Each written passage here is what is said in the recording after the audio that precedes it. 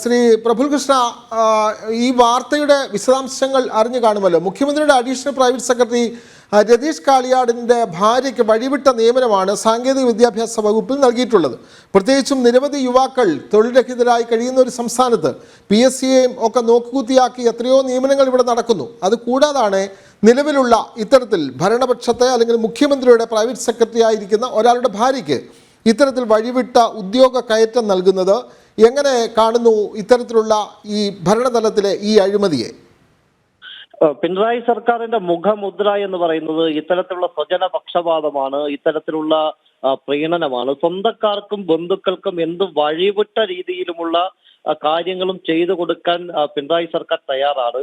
എല്ലാ നിയമനങ്ങളും പ്രധാനപ്പെട്ട വലിയ ഉന്നത ശമ്പളം കിട്ടുന്ന എല്ലാ തസ്തികകളിലേക്കും ഈ സർക്കാർ നിയമിച്ചിട്ടുള്ളത് ഇത്തരത്തിലുള്ള ആളുകളെയാണ്, ഏറ്റവും വേണ്ടപ്പെട്ടവരെയാണ്, പാർട്ടി സഖാക്കൾ മാത്രമാണ്. അപ്പോ ഈ സാധാരണ ചെറിയ ചെറിയ ശമ്പളം കിട്ടുന്ന ജോലികൾ അത് സാധാരണ പാർട്ടി അണികൾക്കും, ഉന്നതമായിട്ടുള്ള ശമ്പളം കിട്ടുന്ന ജോലികൾ CPMന്റെ നേതാക്കന്മാരുടെ ഭാര്യമാർക്ക്, DYFIയുടെ നേതാക്കന്മാരുടെ ഭാര്യമാർക്ക്, ഇങ്ങനെയൊക്കെയാണ് കേരളത്തിൽ ഇപ്പൊ നടക്കുന്നത്.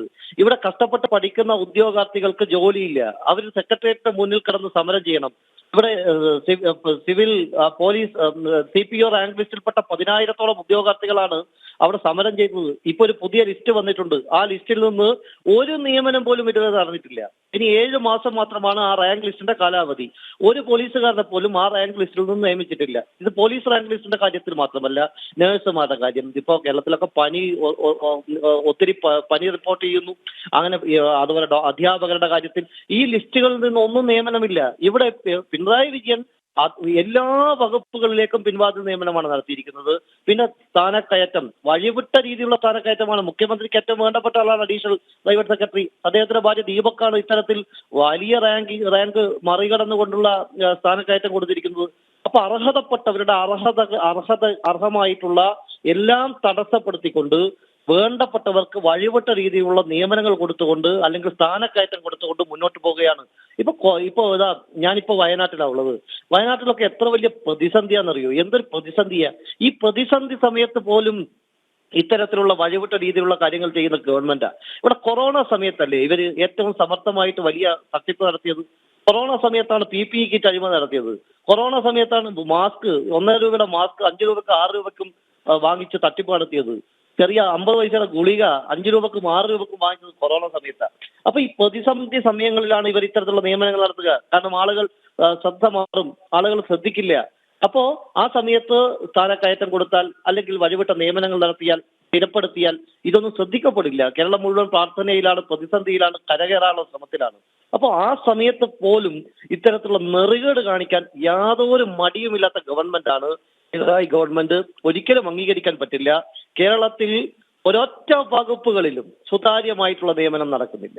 തീർച്ചയായും പ്രഫുൽ കൃഷ്ണ, എല്ലാ വകുപ്പിലും പ്രത്യേകിച്ചും സർവകലാശാലകളിൽ വരെ മന്ത്രിമാരുടെയും അല്ലെങ്കിൽ CPM നേതാക്കളുടെയും ഭാര്യമാർക്ക് സർവകലാശാലകളിൽ ജോലി ചെയ്യുന്ന അടക്കമുള്ള വിഷയങ്ങൾ നമ്മൾ കണ്ടതാണ്. അത് കോടതി ഇടപെടുന്നു, ചാൻസലർ ഇടപെടുന്നു. അത്തരത്തിൽ നിയമപരമായ നിരവധി തടസ്സങ്ങൾ വരുമ്പോൾ മാത്രമാണ് ഇത്തരത്തിൽ അത് ജനമറിയുന്നത്, മാധ്യമങ്ങളുടെ വാർത്ത ആവുന്നത്. ജനം TV അടക്കം അത്തരം നിരവധി വാർത്തകൾ പുറത്തുവിട്ടിരുന്നു. അപ്പോൾ സർവകലാശാലകളിൽ മാത്രമല്ല, ഈ മുഖ്യമന്ത്രിയുടെ അല്ലെങ്കിൽ മറ്റ് വകുപ്പുകളിലും വിവിധ സർക്കാർ വകുപ്പുകളിലുമൊക്കെ CPM നേതാക്കളെയും അല്ലെങ്കിൽ അവരുടെ ബന്ധുക്കളെയും വീട്ടുകാരെയും ഒക്കെ തിരികെ കയറ്റുന്ന ഒരു സമീപനം, അവർക്ക് പ്രത്യേകമായ ഈ ചട്ടങ്ങൾ ലംഘിച്ചുകൊണ്ട് സ്ഥാനക്കയറ്റം ലഭിക്കുന്ന ഒരു പ്രവണത, സ്വാഭാവികമായും സംസ്ഥാനത്ത് ഒരു ചിത്രം തെളിഞ്ഞു വരുന്നത് CPMനോട് ചേർന്ന് നിന്നാൽ സർക്കാർ ജോലി ഉറപ്പാണ് എന്നുള്ള ഒരു ചിത്രം ജനങ്ങൾക്കിടയിലേക്ക് കൊടുക്കുന്ന ഒരു സാഹചര്യമല്ലേ ഇവർ വരുത്തി വെക്കുന്നത്, ശ്രീ പ്രഫുൽ കൃഷ്ണ? തീർച്ചയായിട്ടും. കാരണം കേരളത്തിലെ സർവകലാശാലകളിൽ നടന്നിട്ടുള്ള നിയമനങ്ങളെല്ലാം തന്നെ നമുക്ക് മനസ്സിലാക്കാൻ സാധിക്കുന്നതാണ്. CPMന്റെ ഉന്നത നേതാക്കന്മാരുടെ ഭാര്യമാർക്ക് മാത്രം എങ്ങനെയാ ഇത്തരത്തിലുള്ള ലെക്ചർ നിയമനങ്ങൾ അല്ലെങ്കിൽ ഉന്നതമായിട്ടുള്ള പോസ്റ്റുകളിൽ ലക്ഷക്കണക്കിന് രൂപ ശമ്പളം കിട്ടുന്ന ജോലി കിട്ടുക? മറ്റുള്ള ആളുകളൊക്കെ തഴയപ്പെടുന്നത് MP രാജേഷിന്റെ ഭാര്യ ആയാലും, KK രാഗേഷിന്റെ ഭാര്യ ആയാലും, ഷംസീറിന്റെ ഭാര്യ ആയാലും, അങ്ങനെ ഓരോരുത്തർ നേതാക്കന്മാരുടെ ഭാര്യ ആയിക്കഴിഞ്ഞാലും ഇവരൊക്കെ ഏറ്റവും സേഫസ്റ്റ് ആയിട്ടുള്ള പോസ്റ്റുകളിലാണ്. ഇവരുടെ സംവരണ തത്വം പോലും അട്ടിമറിച്ചുകൊണ്ടാണ് ഷംസീറിന്റെ ഭാര്യയ്ക്ക് നിയമനത്തിന് വേണ്ടിയിട്ടുള്ള ശ്രമം നടന്നത്. അത് കണ്ണൂർ യൂണിവേഴ്സിറ്റിയിൽ പരാജയപ്പെട്ടപ്പോൾ കാലിക്കറ്റ് യൂണിവേഴ്സിറ്റിയിലും സമാനമായിട്ടുള്ള ശ്രമം നടത്തി. പക്ഷെ അത് അവിടുത്തെ ഉദ്യോഗാർത്ഥികൾ കണ്ടുപിടിച്ചു, അത് കോടതിയിൽ ചോദ്യം ചെയ്തു, അത് അങ്ങനെ അത് ഇല്ലാതാക്കി. പക്ഷേ കാലടി യൂണിവേഴ്സിറ്റിയിൽ ഇന്റർവ്യൂ നടന്നപ്പോഴാണ് പറഞ്ഞത് MP രാജേഷിന്റെ ഭാര്യ അവർക്ക് ഏറ്റവും പുറകിലുള്ള റാങ്കുകാരി ഏറ്റവും മുന്നിൽ വന്നിരിക്കുന്നു, റാങ്ക് ലിസ്റ്റ് ശീർഷാസനം ചെയ്തിരിക്കുന്നു എന്നാണ് അവിടുത്തെ ഇന്റർവ്യൂ ബോർഡ് മെമ്പർമാർ പറഞ്ഞത്. ഞങ്ങൾ മാർക്കിട്ടത് MP രാജേഷിന്റെ ഭാര്യക്കല്ല, നേരെ മറിച്ച് വേറൊരാൾക്കാണ്. ഇതെന്തുകൊണ്ടാണ് ഇവര് ഈ റാങ്ക് ലിസ്റ്റിൽ ഒന്നാമത് വന്നതെന്ന് അറിയില്ല. ശീർഷാസനം ചെയ്തിരിക്കുന്നു, ഇതേ വാക്കാണ് ഉപയോഗിച്ചത്, തലകുത്തി നിന്നിരിക്കുന്നു. അപ്പൊ ഇത് സർവകലാശാലകളിൽ നടക്കുന്ന നിത്യ സംഭവമാണ്, നിത്യ കാഴ്ചയാണ്. CPM നേതാക്കന്മാർക്ക് പ്രത്യേകമായിട്ടുള്ള ഇൻഡെക്സ് മാർക്ക് CPM നൽകിയിട്ടുണ്ട്. അതുപോലെ തന്നെ നമ്മുടെ കോർപ്പറേഷൻ, തിരുവനന്തപുരം കോർപ്പറേഷനിലുള്ള നിയമനം, AKG സെന്ററിന് കത്ത് വാങ്ങിച്ചിട്ടുള്ള നിയമനം, അത് നമ്മൾ കണ്ടിട്ടുണ്ട്. എന്തിനേറെ പറയുന്നു, PSC ആസ്ഥാനം, ഈ PSC ആസ്ഥാനത്ത് പോലും ഡ്രൈവർ തസ്തികകളിൽ താൽക്കാലികക്കാർ തുടരുന്നുണ്ട് എന്നല്ലേ നമ്മൾ മനസ്സിലാക്കേണ്ടത്. ലക്ഷക്കണക്കിന് 4 ലക്ഷം രൂപയാണ് പോലും PSC ചെയർമാന്റെ ശമ്പളം ആക്കേണ്ടത്. ആ ശുപാർശ കിടക്കുകയാണ്. 3.25 ലക്ഷമാക്കണം പോലും അംഗങ്ങളുടെ ശമ്പളം. ആ ശുപാർശയും മുഖ്യമന്ത്രിയുടെ മേശപ്പുറത്ത് കിടക്കുകയാണ്. അവരുടെ ആ ആസ്ഥാനത്ത് പോലും താൽക്കാലികക്കാർ തുടരുകയാണ്.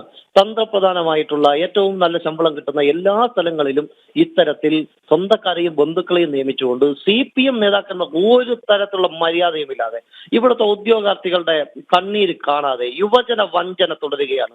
പിണറായി സർക്കാർ അധികാരം നിൽക്കുമ്പോൾ പറഞ്ഞത് എന്താണെന്നറിയോ, ഇവിടെ ഏറ്റവും കൂടുതൽ നിയമനങ്ങൾ നടത്തും, അതുപോലെ തന്നെ ഒഴിഞ്ഞു കിടക്കുന്ന തസ്തികകൾ റിപ്പോർട്ട് ചെയ്യും. ഒരു തസ്തികയും റിപ്പോർട്ട് ചെയ്യുന്നില്ല, ഒരു നിയമനവും നടത്തുന്നില്ല. ഇപ്പോ ഈ ഉരുൾപൊട്ടലിന്റെ പശ്ചാത്തലത്തിൽ നമ്മൾ കാട്ടുനായിക്ക വിഭാഗത്തെ പറ്റി ഇപ്പൊ ചർച്ച ചെയ്യുന്നുണ്ടല്ലോ. അപ്പോ അട്ടപ്പാടിയിലെ ആദിവാസി വിഭാഗങ്ങൾക്കിടയിൽ അവർക്ക് വേണ്ടി പ്രവർത്തിക്കാൻ വേണ്ടിയിട്ട് ചില പ്രത്യേക നിയമനങ്ങൾ നടത്തണമെന്ന് ആവശ്യപ്പെട്ടപ്പോ പിണറായി സർക്കാർ പറഞ്ഞത് സർക്കാരിന്റെ കയ്യിൽ പൈസ ഇല്ല, അതുകൊണ്ട് അത്തരം നിയമനങ്ങൾ നടത്താൻ സാധിക്കില്ല എന്നാണ്. അപ്പോ അവശ്യ മേഖലകളിൽ പോലും നിയമനം നടത്താൻ പിണറായി സർക്കാർ തയ്യാറല്ല. ഇപ്പോഴും ഇത്തരം വിഭാഗക്കാർ പട്ടിണിയിലാണ്. ഞാനിപ്പോ വയനാട്ടിൽ കഴിഞ്ഞ ദിവസം റെസ്ക്യൂ ചെയ്തെടുത്ത 3 കുട്ടികളുണ്ടല്ലോ, ആ കുട്ടികളെ റെസ്ക്യൂ ചെയ്തെടുത്ത ഫോറസ്റ്റ് ഉദ്യോഗസ്ഥന്മാരെ കണ്ടിരുന്നു. അവർ പറഞ്ഞത് പട്ടിണിയിലാണ്, ഭക്ഷണം പോലും ഇവർക്ക് കിട്ടുന്നില്ല. ഞങ്ങളാണ് എന്നിട്ട് കുറച്ച് അരിയും സംവിധാനങ്ങളൊക്കെ ചെയ്തു കൊടുക്കാൻ വേണ്ടി സംവിധാനം ചെയ്തിരിക്കുന്നത്. അപ്പോ ഒരു മേഖലകളിലും കാര്യങ്ങളായി ശ്രദ്ധിക്കാൻ സർക്കാരിന്. അതെ, തീർച്ചയായും പ്രഫുൽ കൃഷ്ണ, ഇത്തരത്തിലുള്ള വലിയ ദുരന്തങ്ങളും വലിയ പ്രശ്നങ്ങൾ നേരിടുമ്പോഴാണ് ഇത്തരത്തിൽ വഴിവിട്ട നിയമനം ഒരു വശത്തു കൂടി നടത്തുന്നത്.